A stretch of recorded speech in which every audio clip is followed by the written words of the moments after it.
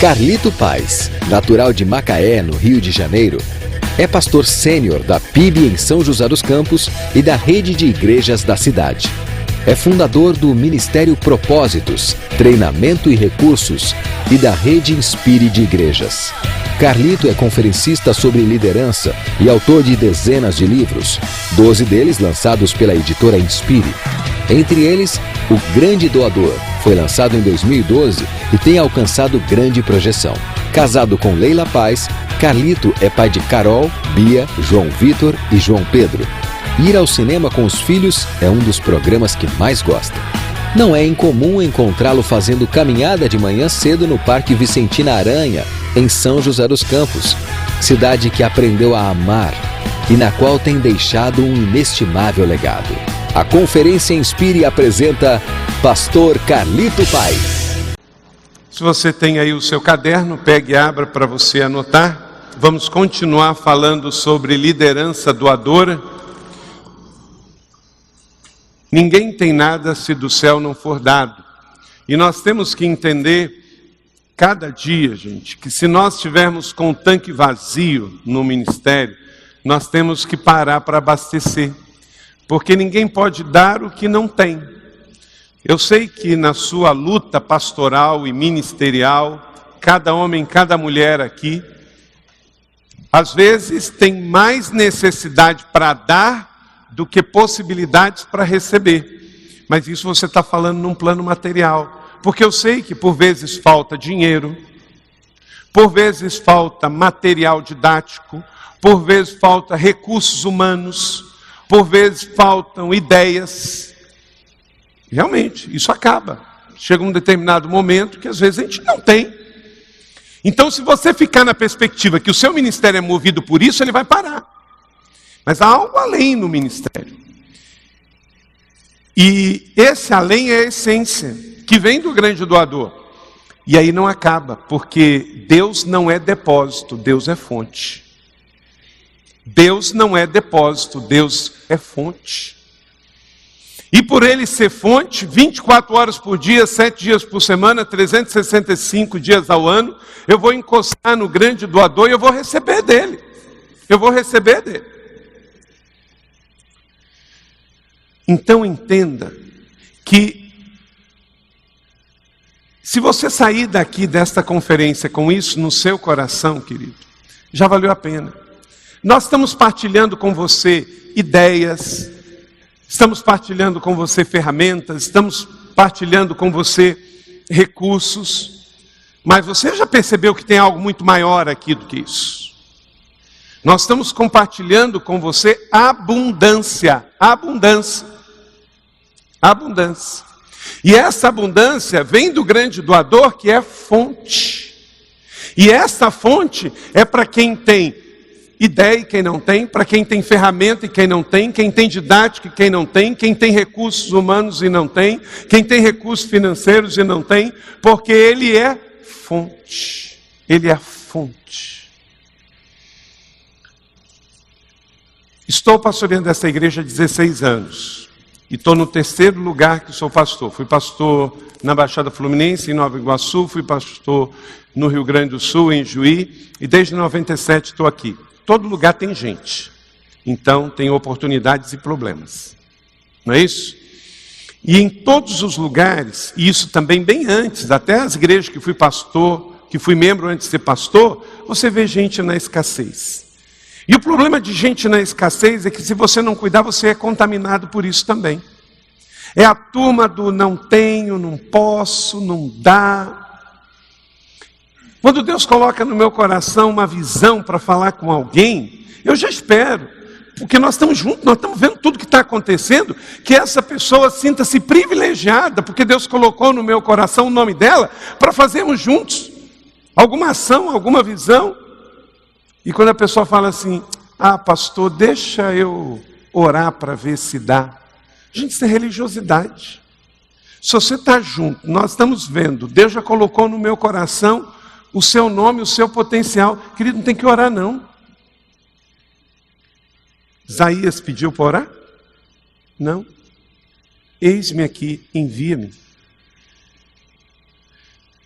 sejamos uma geração que está assim ansiosa para ver a resposta da oração.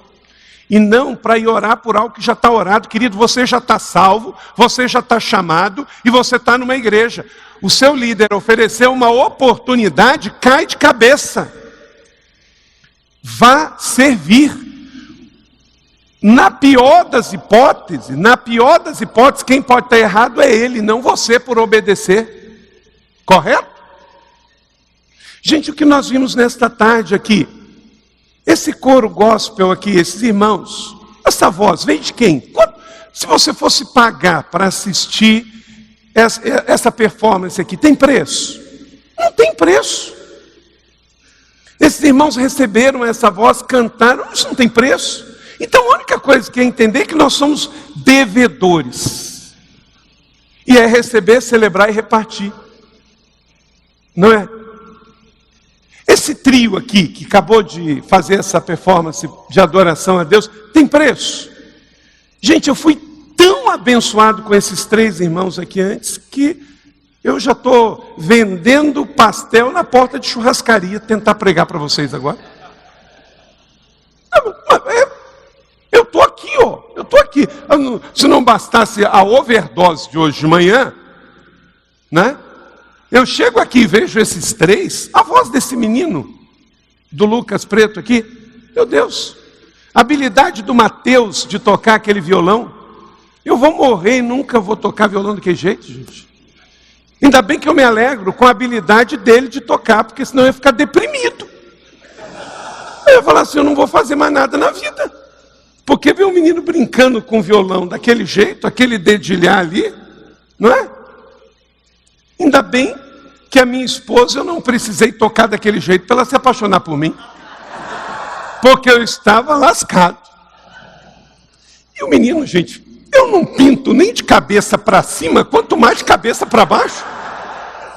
Não de cabeça para baixo. E pintar, uma música tem 5 minutos. O menino pinta de cabeça para baixo em 5 minutos e entrega pronto. Passou a régua. Mas na igreja, gente, a gente vê isso e a gente se alegra, porque isso tudo é fruto da fonte. Isso é fruto da fonte. O culto é o momento em que a gente celebra esta entrega que o grande doador deu. Os nossos cultos não podem ser momento de celebração da escassez, mas a gente se alegra com o que o outro sabe, com o que o outro está entregando, porque todos nós estamos recebendo, celebrando e repartindo. Se alguém pedir para você uma definição da vida cristã, fala comigo. Vida cristã é receber, celebrar e repartir. Faz comigo. Vida cristã é receber, celebrar e repartir. Isso não tem hora, isso não tem tamanho, isso não tem preço.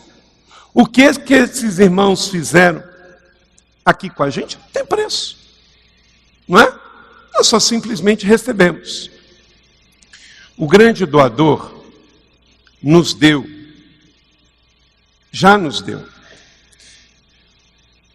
O discípulo abundante, gente, ele não busca a bênção de Deus, porque ele já sabe que ele é abençoado para abençoar. A palavra do pastor Neil, que me antecedeu aqui, nós temos que tirar esse espírito interesseiro da igreja.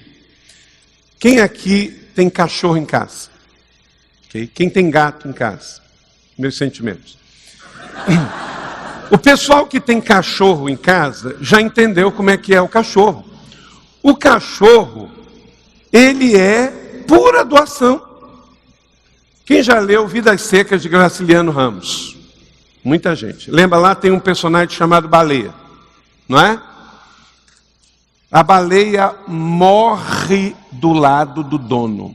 Esse é o espírito do cachorro. Esse é o espírito do adorador.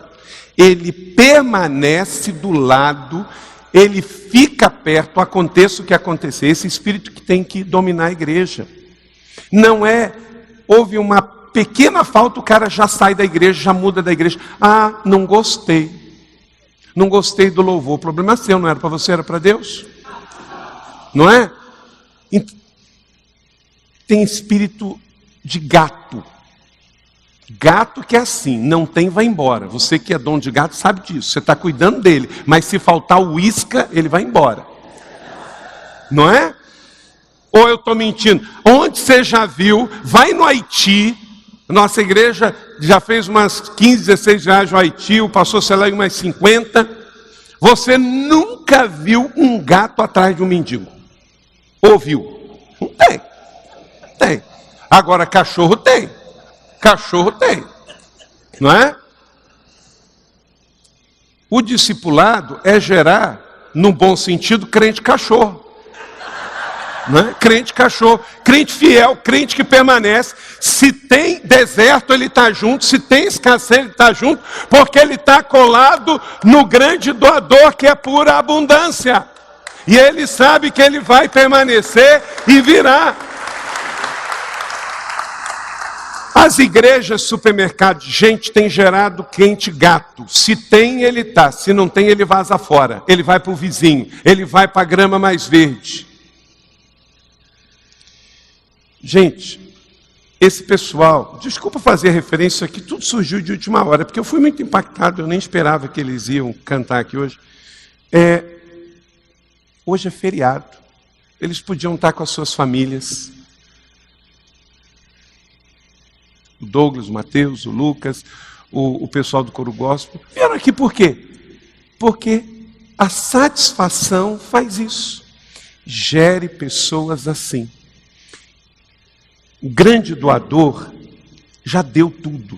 Nesse livro que vocês todos ganharam, eu peço que você leia, para você entender o princípio disso, porque eu vou falar muito rápido e não vai dar para falar tudo. O Espírito Santo está falando que eu só tenho 36 minutos. Não dá tempo. Essa abundância.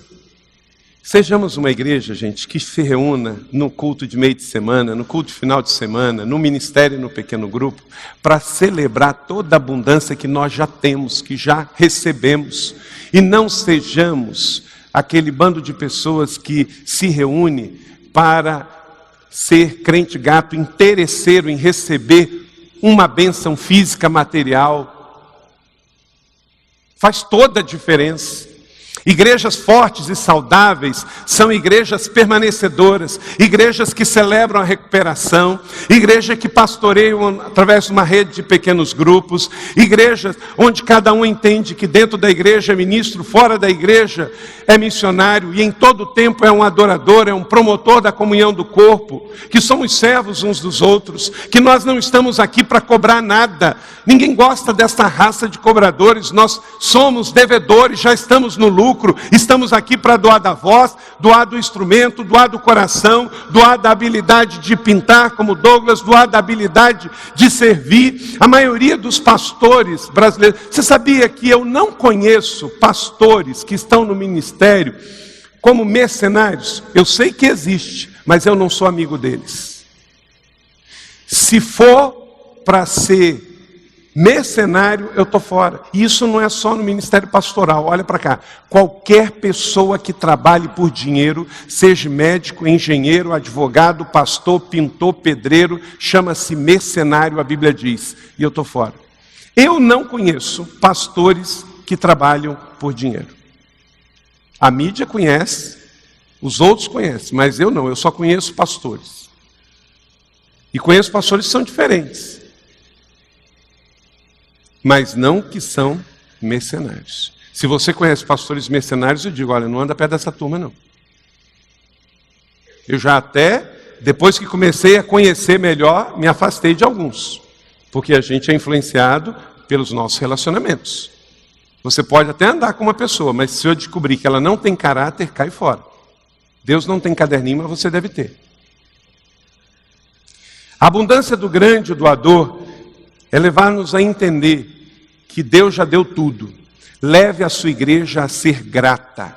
Leve a sua membresia a ser grata. Leve os seus discípulos a serem gratos. Isso vai mudar o ambiente da sua igreja. Vai mudar o ambiente do culto. Vai mudar o ambiente do coro. Vai mudar o ambiente dos ministérios. Vai mudar o ambiente dos pequenos grupos. Uma igreja que recebe, celebra e sai para repartir. Uma igreja de servos, de missionários, de discípulos. Não é de crente, de prosélitos, de sistemas. Show religiosidade das nossas vidas. Que Deus nos livre de nós mesmos. E vamos edificar e trabalhar uma igreja saudável. E nunca vai acabar, porque nós estamos buscando da fonte. Leia comigo João 3,27, esse texto que é uma divisa dentro desse livro. Uma pessoa só pode receber o que é dado dos céus. Então, queridos, se faltou na sua faculdade, se faltou na sua estrutura, se faltou ideia, se faltou sonho, busque do céu. Por isso que eu disse aqui que nós não estamos aqui para transferir para você visão. Visão é pessoal e intransferível. Quem dá é o Senhor. Pega a sua Bíblia, pega um papel e uma caneta, faz um retiro espiritual e vá pedir a Deus uma visão para a sua vida, para a sua família, para o seu ministério e para a sua igreja. Não é em congresso que a gente pega a visão. Visão a gente pega do Senhor, porque ninguém tem nada se do céu não for dado. Na conferência a gente se inspira uns com os outros, a gente aprende uns com os outros, a gente pega estratégia, técnica, recurso, mas não visão. Visão é você e o seu coração ligado diretamente em Deus. A visão para o que Deus quer que você faça. E o que Deus quer que você faça na sua igreja de 50, de 100, de 200 membros é realidade sua e pessoal.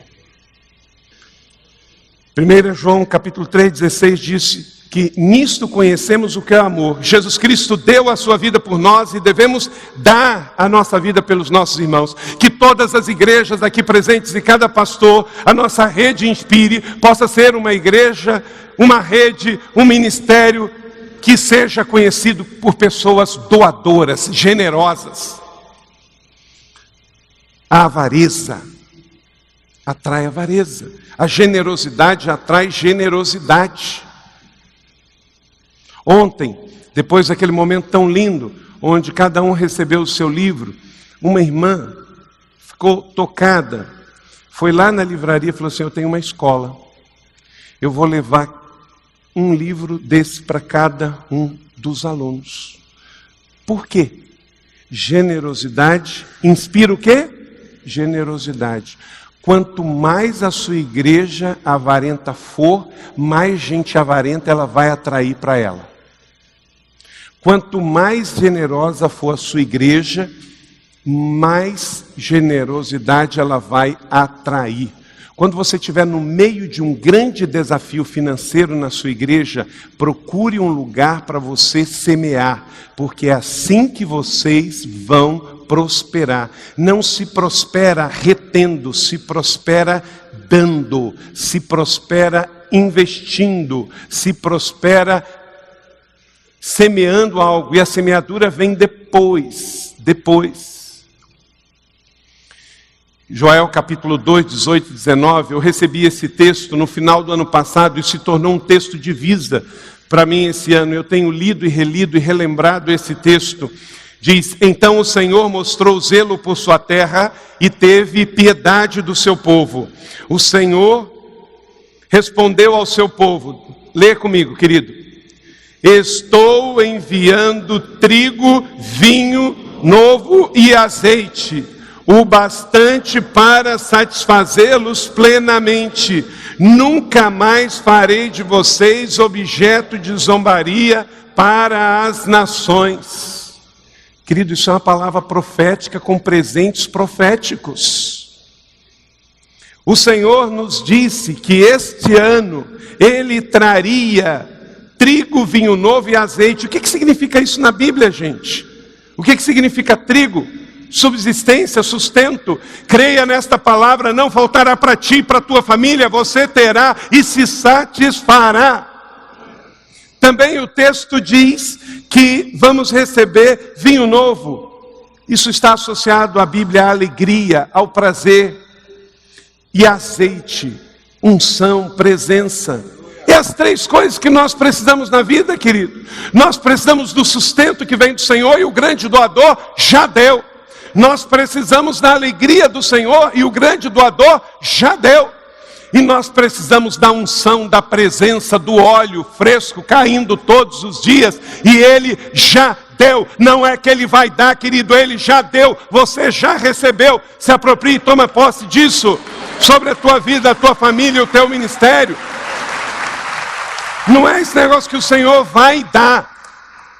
Já deu. Você foi salvo, você foi chamado, o Espírito Santo está dentro de você, Ele se move dentro de você, Ele te deu dons, Ele te capacitou, e Ele espera que você viva na abundância do grande doador, celebrando todos os dias o que você recebeu, dons, talentos, habilidades, e o segredo para que você continue recebendo é continuar repartindo, é continuar dando.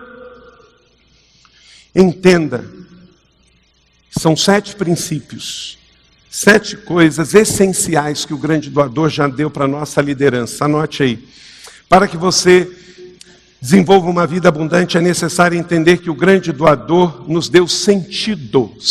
Eu quero chamar aqui o irmão Lázaro, o irmão Adam e o irmão Caio. Todos os 3 venham aqui. Dê um microfone, um só pode servir para vocês, porque vocês vão falar em horas diferentes. Efésios 1:11, leia comigo. O grande doador nos deu sentidos. Todos nós, lemos juntos. Nele fomos também escolhidos, tendo sido predestinados, conforme o plano daquele que faz todas as coisas, segundo o propósito da sua vontade. Queridos, nós não estamos aqui simplesmente para existir. O grande doador nos disse que nos deu propósito de vida, sentido de vida. Eu tenho aqui o irmão Caio, o irmão Lázaro e o irmão Adam. Esses 3 irmãos, da mesma maneira, no mesmo espírito, querido, no mesmo espírito que aquele coro gospel veio aqui, que o irmão Felipe, que os irmãos do louvor, esses 3 têm me ajudado no ministério. Os 3 têm dado das 3 coisas que eu vou falar, mas eu vou pedir para que cada um destaque uma delas. O Adam tem dado do seu recurso, tem dado do seu tempo, tem dado do seu trabalho. O Lázaro também, o Caio também. O Adam é engenheiro da Embraer e ele tirou o tempo do seu trabalho para estar servindo no ministério. Ele também tem o seu chamado junto com a sua esposa. Fazem um malabarismo para dar do tempo. Tempo técnico, difícil, é burocrático para sair, mas ele tem pequeno grupo e cuida de uma das nossas extensões. O irmão Lázaro também tem dado do seu tempo e tem dado muito do seu tempo. Ele foi diretor do Banco do Brasil durante muitos anos, se aposentou na direção do Banco do Brasil, não é gerente de agência, é diretor do banco. Depois que estava servindo de tempo integral na igreja, recebeu um convite do Banco do Brasil para ir trabalhar e dirigir o banco no Uruguai, receber mais do que o pastor Sênio ganha aqui na igreja. Ele disse não, por causa do trabalho que ele está dando hoje na igreja.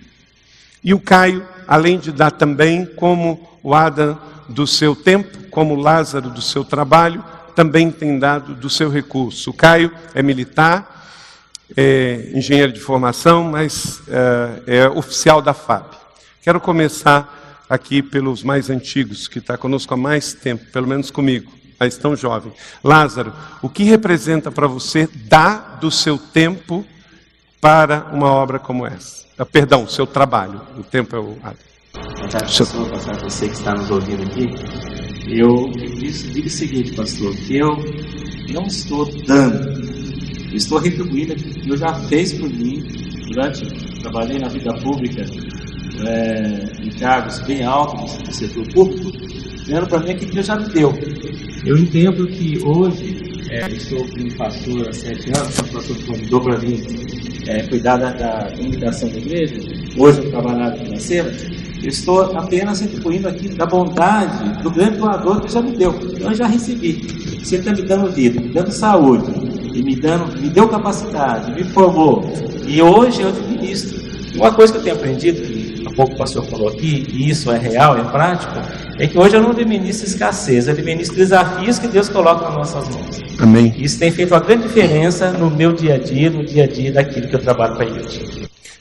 Lázaro, olhando para trás, esses 7 anos, você assumiu um desafio e deixou já um legado. Hoje, uma coisa que você começou, hoje tem 10 pessoas trabalhando em tempo integral e você já pôde ir para outra área que a igreja precisa mais. Qual a sensação disso? Pois é, pastor, seu livro, Grande Doador, fala dessas coisas, fala de planos, de visão, de estratégia. E quando há 7 anos, quando eu falei com o pastor, quando ele me convidou para vir para a área de comunicação, eu falei, pastor, nós precisamos montar na igreja uma house de comunicação, uma agência de publicidade. Eu olhei no olho dele, brilhou, eu falei, está aprovado, em nome de Jesus está aprovado. Eu sei que foi um desafio muito grande. No começo era eu mais uma colega, a Tamara, que trabalhávamos lá, mas eu tinha recebido do Senhor a visão, as estratégias, porque eu vim da área de comunicação, participei da diretoria do Banco do Brasil na área de comunicação e marketing, e Deus me deu a visão de que seria possível. E é realmente um legado. Eu sei que nós pensamos muitas vezes em receber coisas aqui, mas eu acho que o mais importante, pastor, é que a gente deixa, não tem dúvida. Lá fora, quando eu participava da área pública, nós fazíamos coisas com eficácia, com eficiência e com efetividade, mas para aquele momento. E hoje eu entendo. E quando nós trabalhamos pela unção, também tem isso, tem que vir pela unção, em que nós fazemos uma coisa com eficiência, com cuidado, com qualidade, com excelência, é para o futuro, para a eternidade, não é para aquele momento. Quando eu trabalhava lá fora, no Banco Central, no Conselho Monetário Nacional, que passei um tempo por lá, era para aquele momento, né? Mas hoje eu entendo que o que eu faço, que Deus me colocou nas minhas mãos, e logicamente, visão do pastor, visão do meu líder, é para a eternidade, né? E hoje a gente vê que em 6 anos, 7 anos, houve uma grande mudança na questão de comunicação da igreja. Então eu fico, sim, honrado, né? E agradecido a Deus por ter me dado essa oportunidade, esse privilégio, pastor, de hoje deixar um legado para a eternidade. Amém. Adam, esse coração de abundância, nunca em 7 anos eu pedi alguma coisa que o Lázaro não dissesse, pastor, vamos tentar, vamos ver, vamos fazer. Na hora, às vezes, não tinha como fazer, mas sempre o coração bom e a disposição. Adam, dar o tempo, tão difícil você está trabalhando ainda na ativa numa coisa totalmente diferente. Você faz avião para a gente voar e a gente está vendo você dar o seu tempo, às vezes, para limpar um chão, né? Então, pastor, como foi falado já aqui, né? A expressão de amor, ela é na forma do tempo, né? Então, a gente dedica tempo naquilo que a gente ama. Então, quando a gente fala de trabalhar no reino de Deus e dedicar o tempo no reino de Deus, é porque é um amor que sobrepassa a qualquer coisa, sabe, pastor? É algo realmente apaixonante. Podemos nos doar, né? Poder dedicar o nosso tempo naquilo que nós amamos. Então, a gente tenta equilibrar, né, o nosso tempo com família, que é super importante, a minha esposa, a Dani, a minha filhinha, a Sarinha, a gente poder dar o tempo para eles, cuidar da família, ter o tempo que a gente precisa estar lá na empresa e tentar fazer sempre, né, com essa dedicação, com esse amor também, e ver os frutos, né, acontecendo, mas, sobretudo, né, o maior tempo que eu sinto, o maior prazer, é realmente dedicar esse tempo para Deus. E a gente tenta se desdobrar. Na verdade, quando falou da conferência Espírita, né, pastor? Eu estava na minha mente que o feriado ia ser terça-feira e ia emendar segunda e terça. Só que daí quando eu vi que o feriado era na quarta, né? Eu fiquei naquela, poxa, eu quero tanto participar, porque é algo que me impacta muito falar sobre liderança. Eu amo falar sobre isso daí, né? Ouvir isso daí de liderança, de igreja, né? De inspirar líderes. E ficou naquela segunda e terça, tem que trabalhar, meu Deus, como é que faz, né? E eu falei, não, em nome de Jesus, Deus vai dar um jeito. Eu estou amando ao Senhor, quero me servir ao Senhor, quero fazer isso para Ele. Então daí, graças a Deus, conseguimos conversar e dedicar esse tempo para estar aqui participando da conferência na segunda-feira, na terça-feira. Agora um fato interessante, pastor, se me permite falar, como Deus faz, né? Quando a gente se doa, e Deus, a gente tem aprendido isso aqui, né? Que a gente não consegue ganhar de Deus. Deus, ele é o grande doador, né? Por mais que a gente possa se doar, a gente não consegue ganhar de Deus. É interessante como ele nos surpreende. Alguns detalhezinhos assim, ele nos surpreende. Quando eu estava ontem no workshop, junto com o pastor Fabiano, de repente, no meio do workshop, eu recebi uma ligação. E como eu vim para cá, só estava com o meu trabalho, tinha que ficar o celular ligado, né?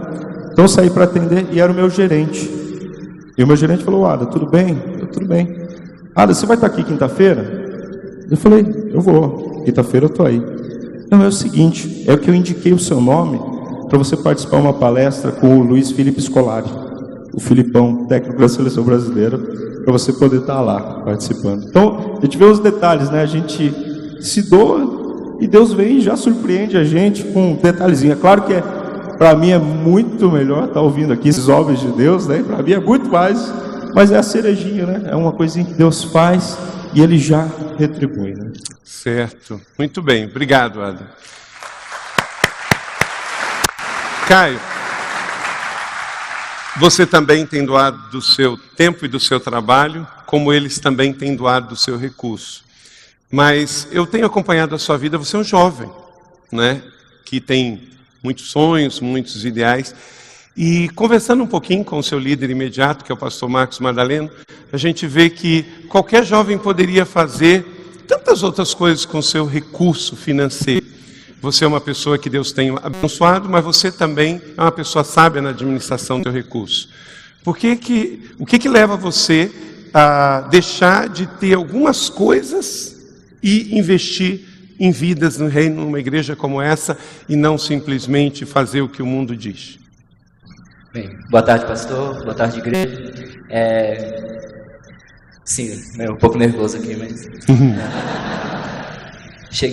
Eu cheguei aqui na igreja, né, eu moro sozinho aqui em São José, então cheguei aqui em São José em 2006. Desde então eu já comecei a vir na igreja lá para o mês de 2006, mas muito tempo eu participei sem me envolver, né? E eu via, né, o que acontecia aqui, né, as coisas que a igreja fazia, né, um mês para viver, os 40 dias de comunidade, só que eu só era alvo disso, né, não participava, né? E sempre ardia no meu coração, falava: putz, eu estou aqui, eu estou estudando, né, estou fazendo, mas eu não sou parte ainda disso, né, e queria muito fazer, né? Você veio fazer ITA aqui? Sim. Então, depois de um tempo, né, isso passou um bom tempo nesse conflito, e lá depois para 2009, né, 2010, quando eu fui começar a me envolver, né, eu fui percebendo, né, tantos desafios que tinham aqui, né, falou: poxa, eu posso fazer parte disso, né, não só com o meu tempo, né, não só com, né, assim como o senhor falou, mas com os meus recursos também. Aí Deus tinha me dado bastante, né, eu tinha para mim e sobrava, né, eu tenho para mim e tenho bastante que sobra. Então eu falei, e nisso também a gente ia sendo desafiado, né, comecei a crescer, né, e a gente na igreja tem vários momentos, né, de fazer os momentos de dízimo, né, de chamar outras pessoas a contribuírem. E pensando nisso, eu olhei aqui, né, quando a gente estava antes de se mudar, da mudança para Colina, eu olhei aqui antes de fazer um momento desse tipo, eu falei: poxa, mas né, quanto disso aqui, né, é meu, eu fiz parte disso, né, quanto vem de mim aqui nesse lugar, né, que abençoa vidas, que tem transformado a minha, né, que tem feito a diferença. E nisso também foi me desafiando, né, cada vez a contribuir mais, né, ajudar, né. Então eu sei que é uma honra mesmo, né, poder ajudar com a parte de ação social, poder ajudar com missões, poder ajudar com a construção. Eu, assim, acima de tudo, motivado pela gratidão, como foi falado aqui, né, saber que tudo que Deus me deu, né, tudo que Deus tem feito, né, e nisso eu posso fazer parte, né. Eu sei que quando eu deixo de dar, na verdade sou eu que estou perdendo, né. Eu estou deixando de fazer parte da obra de Deus, eu estou deixando de fazer diferença com aquilo que Deus tem me dado, né. Simplesmente saber alocar direito, né, os recursos, né, e saber que não é tudo para mim, né, Deus me deu, mas é para fazer diferença, né, para alcançar pessoas através disso. E eu agradeço muito, né, ao senhor, ao pastor Marcos, né, toda a liderança pela oportunidade de fazer parte disso. Uau!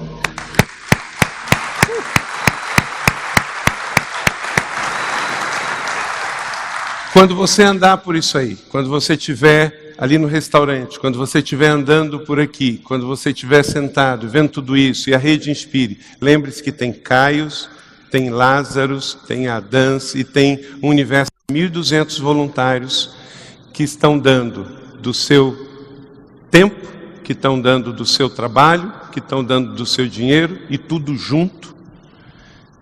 Eu não perguntei nenhum deles se eles queriam vir aqui, porque senão nenhum deles iam vir. Eu Disse que tinha que vir pronto. E como o Caio é militar, aí ele sabe que manda quem pode, obedece quem tem juízo, né? Então, lembre-se disso. Às vezes você vem agradecer a gente, mas, na verdade, é gente assim que edifica igrejas assim. Trabalhe.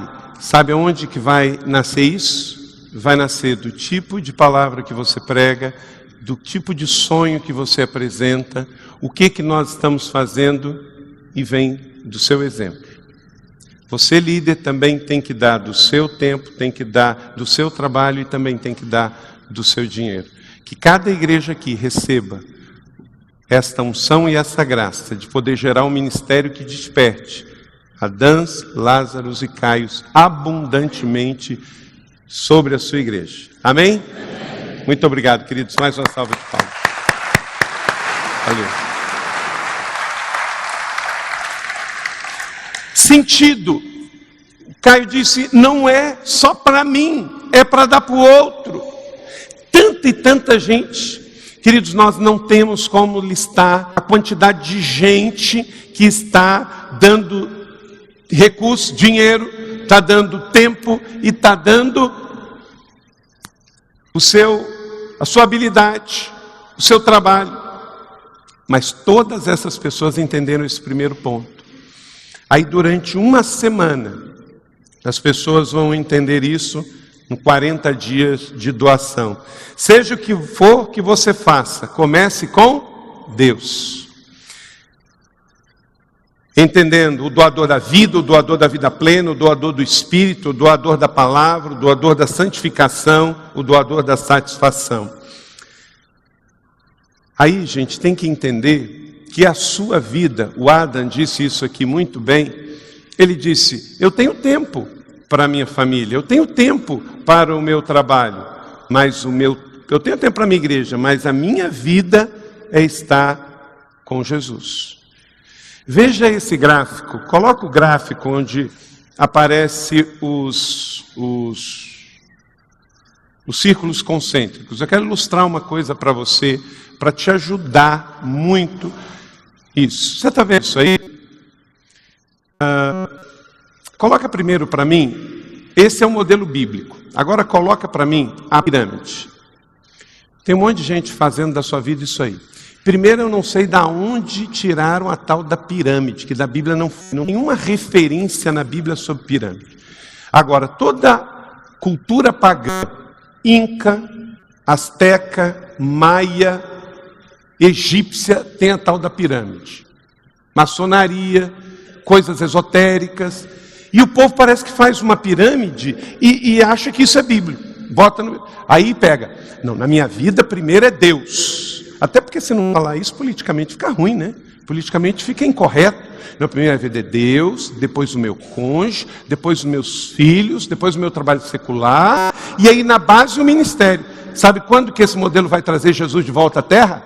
Nunca, nunca. Essa divisão daqui, gente, vem de tudo quanto é lugar, mas da Bíblia eu te garanto, não vem, não está aqui. O modelo bíblico é outro, passa aí. O modelo bíblico é esse aqui. Pode ir passando um a um. Eu coloco Jesus no centro da minha vida. Jesus no centro, Ele é começo, meio e fim, Ele é o alfa, Ele é o ômega. Na vida do Adam, do Lázaro, do Caio, minha, sua. Aí, na hora da adoração, Jesus é o centro, então o mais importante é Deus. Mas tem hora que não é o momento da adoração coletiva. É o momento, pode passar, é o momento que eu estou com o meu cônjuge.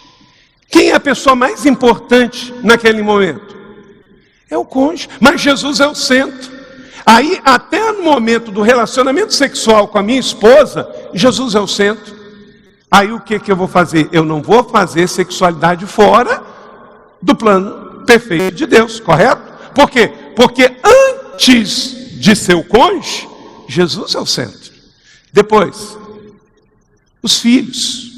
Os filhos também vêm depois de Jesus. Na pirâmide, tem gente que coloca os filhos como a coisa mais importante. Não, primeiro Jesus. Jesus é primeiro que o seu casamento. Ele é a tua vida. E aí você tem tempo para Jesus, porque Ele é a tua vida. E aí, quando você está com os teus filhos, você está com Jesus. Depois, o seu trabalho, querido, o seu trabalho é tão santo quanto qualquer outra coisa da sua vida, quanto o seu casamento. Se você não cuidar do seu trabalho, você vai ser despedido. E como é que você vai cuidar dos seus filhos? Como é que você vai cuidar do seu casamento? Como é que você vai cuidar da adoração? Você vai chegar para Deus de mão vazia? O Adão falou, quando eu estou lá na Embraer, eu faço com excelência, porque ele faz avião. Como é que eu vou entrar dentro do avião? Vou cuidar dos meus filhos e o avião cai. Não é? Então, no seu trabalho, você tem que ser o melhor. Mas Jesus vem antes. Aí você não vai se tornar um workaholic.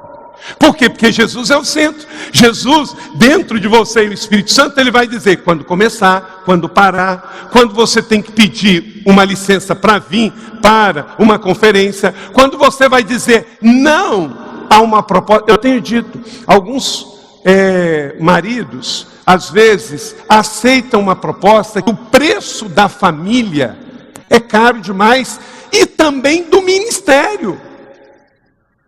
Se você aceitar uma proposta só porque financeiro é melhor, e sacrificar demais sua família, e sacrificar demais o ministério, não é esse o modelo bíblico. Tem que ser uma coisa em conjunto. E você tem que avaliar. Jesus no centro vai dizer o limite do seu casamento, o limite da sua relação com filhos, o limite da relação no trabalho. Por exemplo, Jesus no centro não vai fazer você dar até demais para os seus filhos, ao ponto que quando eles crescer, eles vão achar que o mundo está ao redor deles. E não está assim, nós temos que preparar filhos para a vida. Semana passada, eu já dei esse testemunho aqui na igreja, eu e Leila enviamos a nossa filha para a universidade. Como é que você faz? 17 anos e meio, você manda ela para um campus universitário. No dia dela ir, eu não pude ir, a Leila foi, eu orei com ela na casa, antes dela sair eu abracei, dei um beijo, e falei, filha, eu não vou agora falar para você uma lista de coisas que você deve ou não deve fazer na faculdade. Sabe por quê? Tem 17 anos e meio que você está aqui dentro de casa vendo o que deve e o que não deve fazer. Sabe o que eu vou fazer agora? Eu vou te ungir como missionária para ir para o campus universitário. Porque o que adianta agora eu ficar apavorado, retendo, segurando? Bota Jesus no centro. E aí depois você pode enviar. Ministério, também. Tem crente, gente, salvo, sentado e satisfeito, que ele tem tempo para tudo. Ele só não tem tempo para o ministério. Ministério não é cosmético, ministério não é cargo na igreja, ministério não é vir na igreja, ministério é propósito de Deus para a nossa vida. Você foi feito para o ministério, você foi chamado para o ministério, porque cada crente salvo que tem o Espírito Santo tem um chamado para a vida, independente se você é pastor, se você é profeta, se você é sacerdote, se você é apóstolo, isso é detalhe. Você recebeu um chamado e você tem um ministério, e não existe ministério para ficar à toa e para ver missa evangélica aos domingos. Ministério é o tempo todo, é com a vida, é com o seu funcionário, é com o seu vizinho, é com o seu colega, é quando você vai jogar bola na segunda-feira ou no sábado, é quando você está abastecendo o seu carro, porque Jesus é o centro.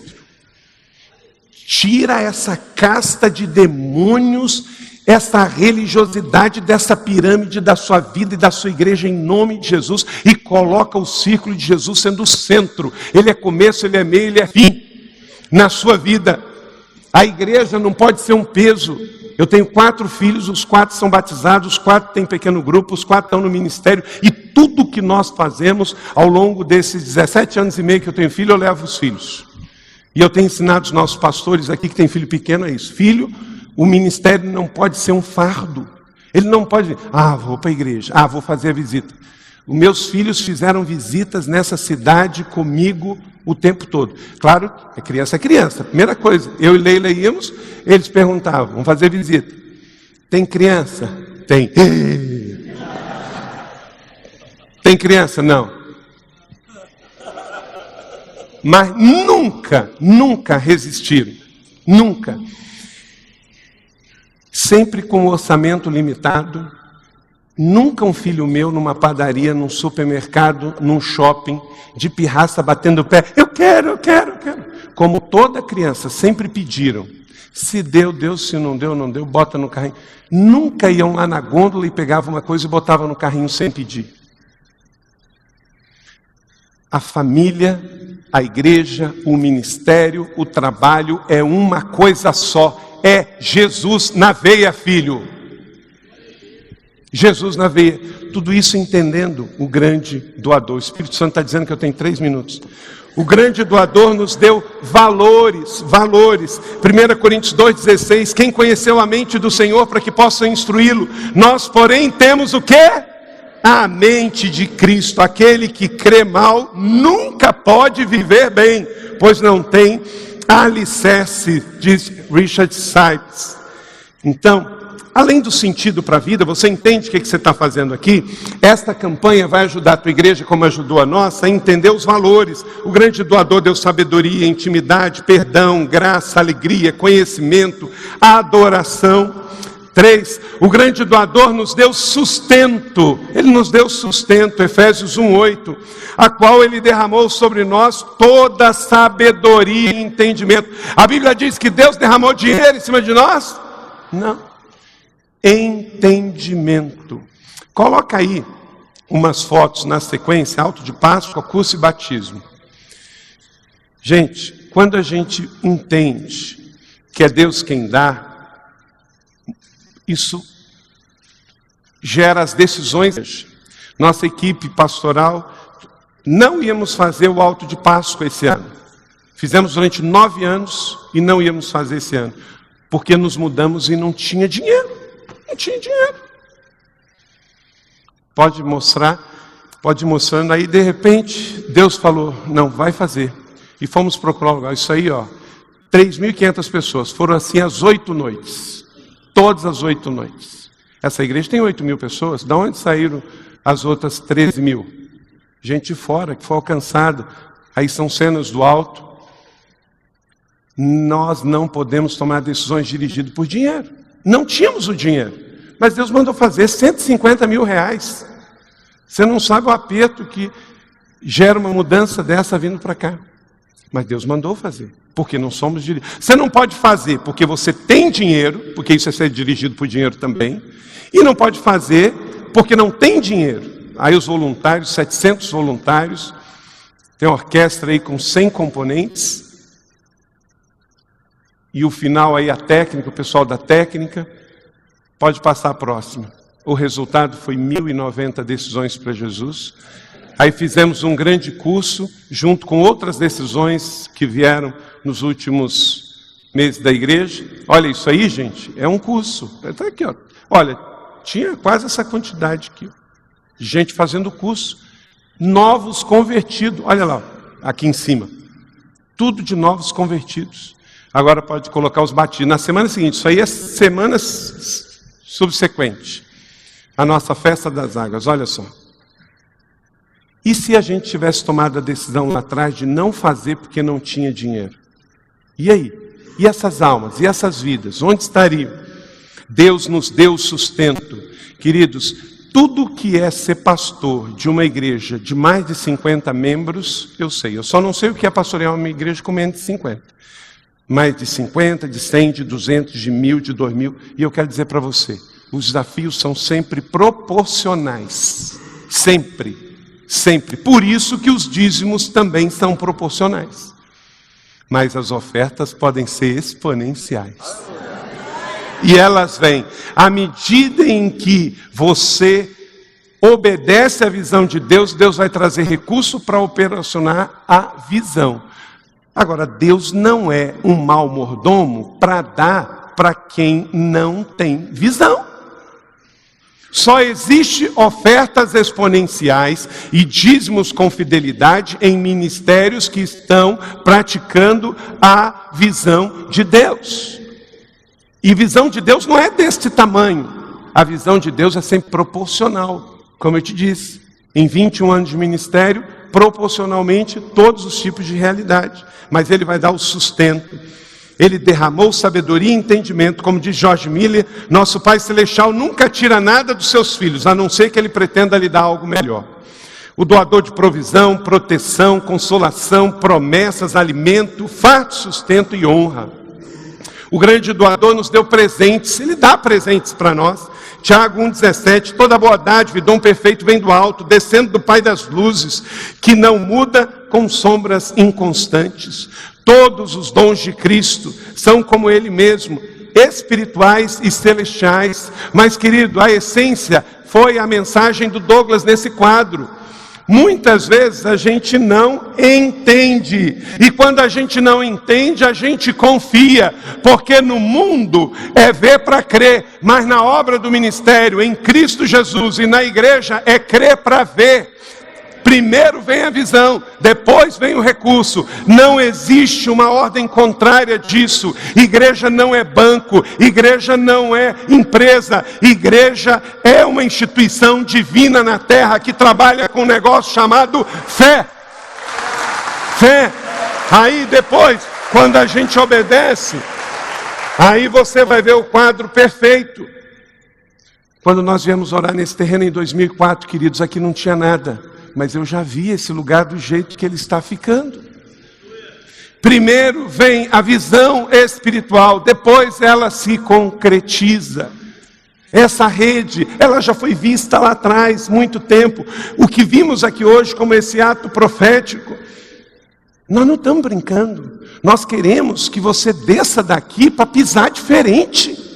Nós queremos que você saia daqui para pregar o Evangelho pisando diferente, andando diferente.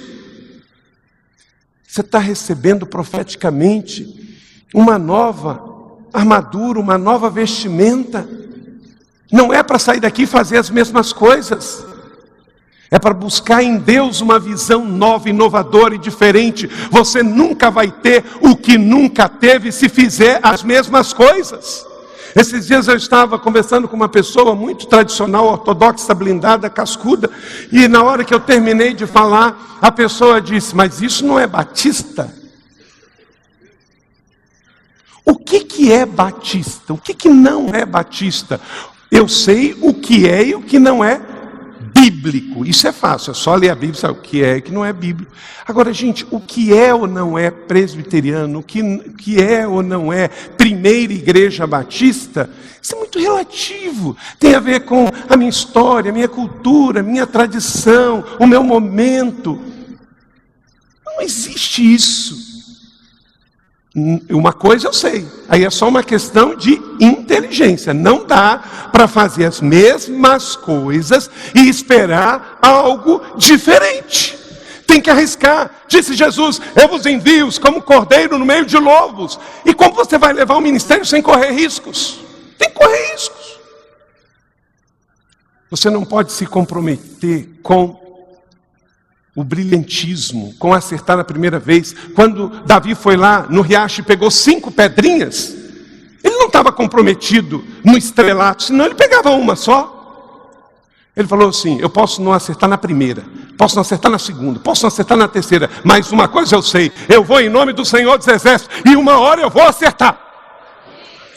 Se você estiver preocupado em acertar na primeira, já foi. Você não é Deus. A gente erra e aprende com os erros. Aprende como não fazer. Deus deu a você presentes. Toda boa dádiva e dom perfeito vem do alto, descendo do Pai das luzes. Ele dá paz, liberdade, comunhão, prosperidade, recompensas, bênção, alívio. O grande doador nos deu capacidade. Salmo 18, 34. Ele treina as minhas mãos para a batalha e os meus braços para vergar um arco de bronze. Querido, ministério pastoral, igreja não é parque de diversões, é um campo de batalha. Nós temos uma batalha espiritual no mundo que nós vivemos, por isso o mundo é odiado, a família é odiada, porque são a igreja e a família no mundo as únicas 2 instituições divinas na terra. Não espere que o homem sem Jesus entenda a família e a igreja. A grandeza do poder de um homem é medida pela sua capacidade de rendição, como vimos hoje de manhã. Então, Ele quer que a gente doe, porque Ele já doou para nós primeiro dons, missão, unção, poder, autoridade, compaixão, amor. Sexta, o grande doador nos deu trabalho.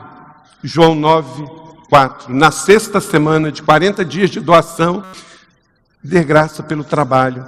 Enquanto é dia, precisamos realizar a obra daquele que nos enviou, porque a noite se aproxima quando ninguém mais pode trabalhar. A recompensa de um dever cumprido é poder cumprir outro. George Eliot. Então, o trabalho é bênção. Tem igreja que não cresce porque o pastor é preguiçoso, porque a liderança é preguiçosa. Eu sei que tem igreja que não cresce por outros motivos, mas tem também esse. Que não seja em nome de Jesus o seu caso. Você dê graças a Deus porque você gosta de trabalhar. Você trabalha pela sua família, você trabalha pela sua igreja. Você não gosta de viver uma vida ociosa. É na ociosidade que vem o pecado. Coloque na sua vida Jesus no centro. E aí quando você tiver adversidades, você vai ver que isso também é pedagógico e terapêutico. Uma vez uma pessoa disse, a minha vida está um inferno. Eu falei, peraí, você tem Jesus? Tenho. Não, então sua vida não pode ser um inferno, porque Jesus não é um inferno. Você pode estar atravessando por um inferno exterior, mas a sua vida é Jesus. Então você vai atravessar vales, você vai atravessar deserto, você vai atravessar inferno. Mas não foi para o inferno que você foi feito, você vai atravessar. Seja uma igreja cara de leão e coração de cordeiro. A hora que tem que ser bravo. Quem disse que crente cheio do Espírito Santo é crente com cara de pastel?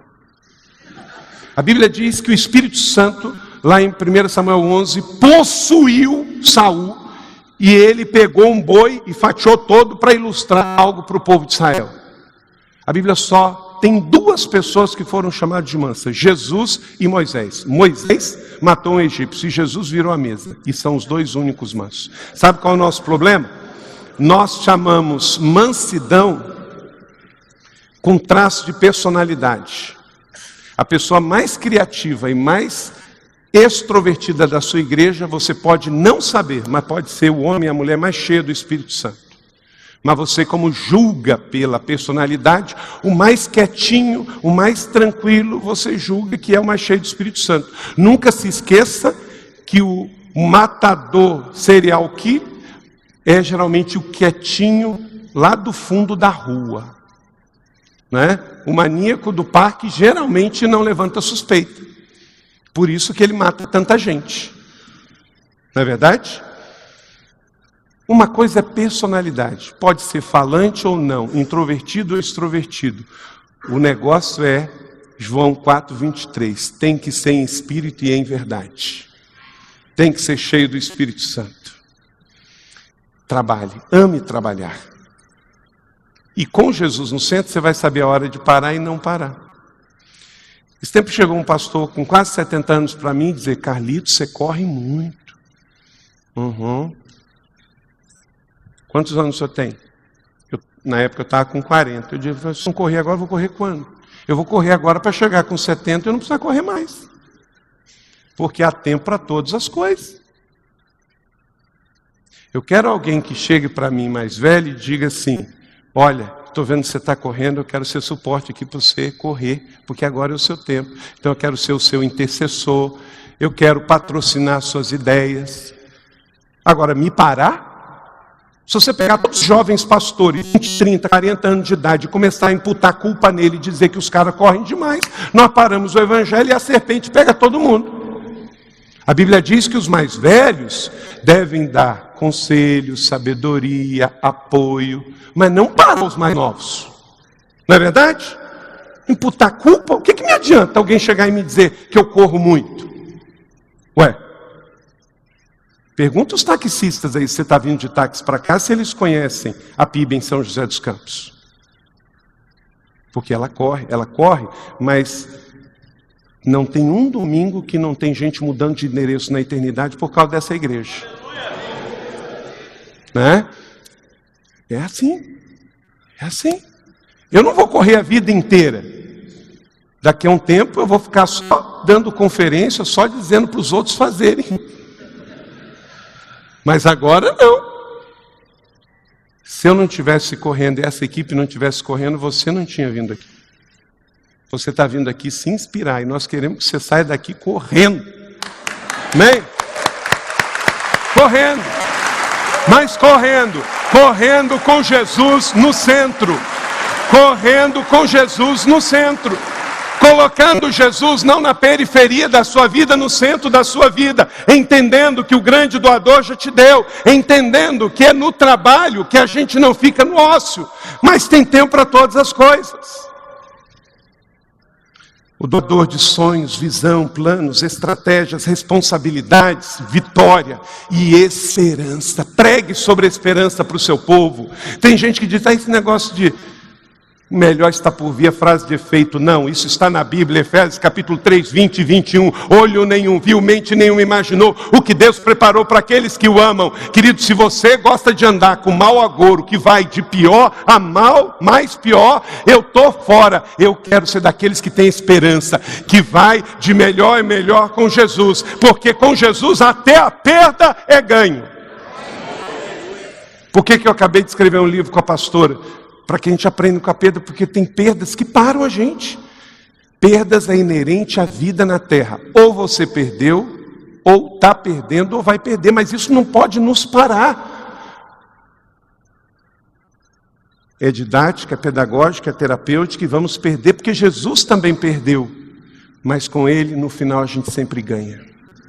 O grande doador nos deu abundância, e essa abundância que nós vamos selar agora, tomando a ceia do Senhor e nos lembrando de João 10, 10, eu quero chamar os pastores, ministros aqui da equipe, que vão ter o privilégio de entregar para você o pão e o vinho.